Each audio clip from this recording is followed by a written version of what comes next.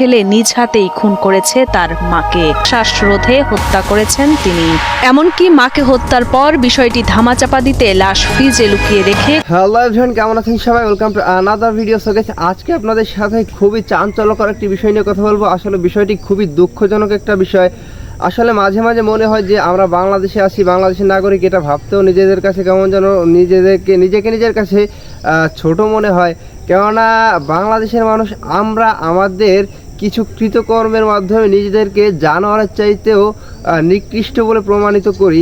আর সেটা হচ্ছে যে বগুড়ায় একটি মাদ্রাসা পড়ুয়া ছেলে, সে তার নিজের মাকে হত্যা করে এবং হত্যা করে ডিপ ফ্রিজের মধ্যে লুকিয়ে রাখে এবং পরবর্তীতে সে একটি ঘটনা একটি গল্প সাজায় যে তার বাড়িতে ডাকাতি হয়েছে এবং ডাকাতরা তার তার বাড়ি ঘর লুটপাট করেছে এবং তার মাকে হত্যা করেছে। এই গল্পটা সে তার মাকে হত্যা করার পরে সাজায়। আর এই গল্পটার মূল যে সূত্রপাতটা ছিল হচ্ছে যে তার প্রেমের সম্পর্ক নিয়ে। সে অভিযোগ করেছে যে তার নাকি হাত খরচ লাগতো, সেটা তার ফ্যামিলি ঠিকমতো দিত না এবং তার একটি প্রেমের সম্পর্ক ছিল একটি মেয়ের সাথে। সেই প্রেমের সম্পর্ক নাকি তার তার মা বাধা দিত। এই বিষয় নিয়ে তাদের মধ্যে অনেকবার বাকবিতণ্ডতা হয়েছে। তার মা হয়তো নিষেধ করেছে তাকে, বা এই বিষয়ে তাকে হুঁশিয়ারি করেছিলেন। তো এই বিষয়টাকে সে কেন্দ্র করে তার নিজের মাকে সে হত্যা করে। তো একটা মানুষ কতটা পশুর মতো হলে বা এরকম আচরণ করতে পারে যে নিজের মাকে, এটা ভাবা যায় যে নিজের মাকে হত্যা করে আবার ডিপ ফ্রিজের ভিতর লুকিয়ে রাখে। আসলে এই বিষয়টা খুবই দুঃখজনক একটা বিষয়, ভাষায় প্রকাশ করার মতো না যে আমরা আসলে আমাদের মনুষ্যত্ব আজ কোথায় গিয়ে দাঁড়িয়েছে। মনুষ্যত্ব, আমরা যে মানুষ, এটা বলতে এখন লজ্জা হয়। কেননা মানুষ যে তার ভিতরে অবশ্যই মনুষ্যত্ব থাকা উচিত, কিন্তু আমরা মানুষ ঠিকই, কিন্তু আমাদের ভিতরে কোনো মনুষ্যত্ব নাই। এবং যেদিন সে তার মাকে হত্যা করে সেদিন সকালে নাকি তার সাথে তার মার বাকবিতণ্ডতা হয় এবং তিনি নাস্তা না করেই চলে যান মাদ্রাসায়। তো মাদ্রাসা থেকে বিরতির সময় বাড়ি এসে দেখে তার মা হয়তো দুপুরে রান্না বাড়া করবে এরকম একটা প্রস্তুতি নিচ্ছে। পিছন থেকে এসে তার মার মুখ চেপে ধরে এবং শ্বাসরুদ্ধ করে তার মাকে হত্যা করে এবং পরবর্তীতে সে এই গল্পটা সাজায় এবং এই গল্পটা র্যাবের জিজ্ঞাসাবাদের মাধ্যমেই এই চাঞ্চল্যকর তথ্য উঠে আসে, আসল ঘটনা সামনে চলে আসে। তো গাইস, কথা না বাড়িয়ে চলে যাবো আমরা সরাসরি স্ক্রিনে এবং বিস্তারিত থাকতে সম্পূর্ণ ভিডিও জুড়ে। কে বলবে এই ছেলে নিজেই তার মায়ের হত্যাকারী?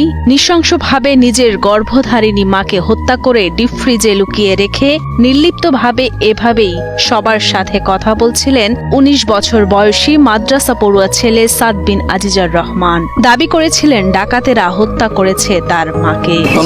এই বাসা ওই বাসা উপরে সব জায়গায় খুঁজে যখন পাইনি, আমার কি যেন মনে হলো আমি ফ্রিজটা উঠেছিলাম। ফ্রিজ উঠানোর পরে দেখতেছি মা ভেতরে মুখ বাঁধা, হাত পিছনে বেঁধে রাখছিল, মুখও বাঁধা ছিল, গলায় হালকা প্রেশার মতো ছিল। পরে এখান থেকে তো বের করে নিয়ে আমরা হসপিটালে গেছি। তারপর হসপিটালে যে আমাদের আশা ছিল যে উনি মারা যান নাই, আছে যে করছে আল্লাহ আছে বিচার দিবার। আমাদের আল্লাহ যেন শহীদের মর্যাদা দান করেন, মাকে জান্নাত নসিব। যারা করেছে তাদের শনাক্ত করে আইনের আওতায় আনা হোক।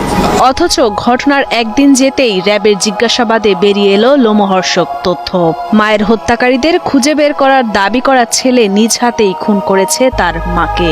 র্যাবের কাছে দেওয়া জবানবন্দিতে তিনি স্বীকার করেন, প্রেমে বাধা আর হাত খরচের টাকা না দেয়ায় পরিকল্পনা মাফিক ঠান্ডা মাথায় নিজের হাতে তার মাকে শ্বাসরোধে হত্যা করেছেন তিনি। এমনকি মাকে হত্যার পর বিষয়টি ধামাচাপা দিতে লাশ ফ্রিজে লুকিয়ে রেখে কুড়াল দিয়ে স্টিলের আলমারিতে কয়েকটি আঘাত এবং জিনিসপত্র ছড়িয়ে ছিটিয়ে রেখে তা প্রচার করেন ডাকাতি বলে। ছোট ছেলে যে সাদ, সেই হচ্ছে প্রথম আইডেন্টিফাই করে বাসায় ঢুকে যে তার মাকে পাওয়া যাচ্ছে না এবং সেই হচ্ছে আত্মীয় স্বজনকে জানায় যে তার মাকে খুঁজে পাওয়া যাচ্ছে না। তার প্রেক্ষিতে তার বাবা আসে, তারপরে আজিজুর রহমান, তারপর হচ্ছে তার মামারা আসে, এসে হচ্ছে খুব ব্যাপক খোঁজাখুঁজি শুরু করে।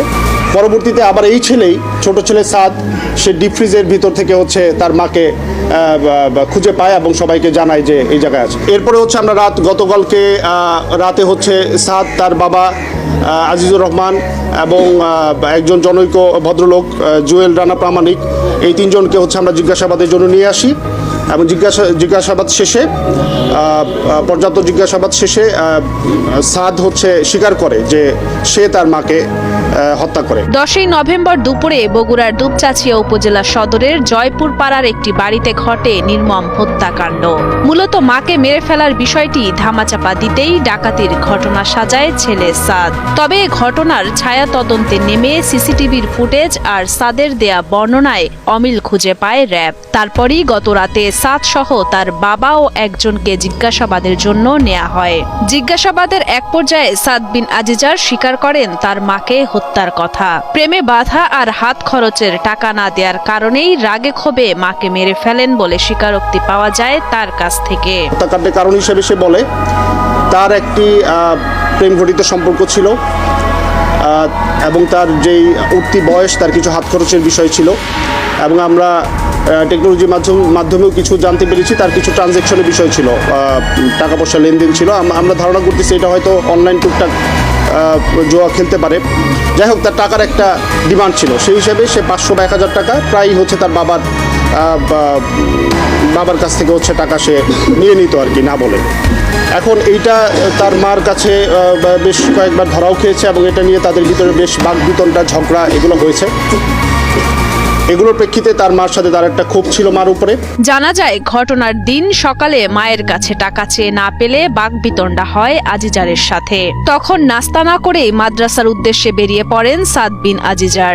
মাদ্রাসা থেকে 11টায় বিরতি দিলে আশেপাশে কিছুক্ষণ ঘোরাফেরা করে 12টার দিকে বাড়িতে প্রবেশ করে সাদ।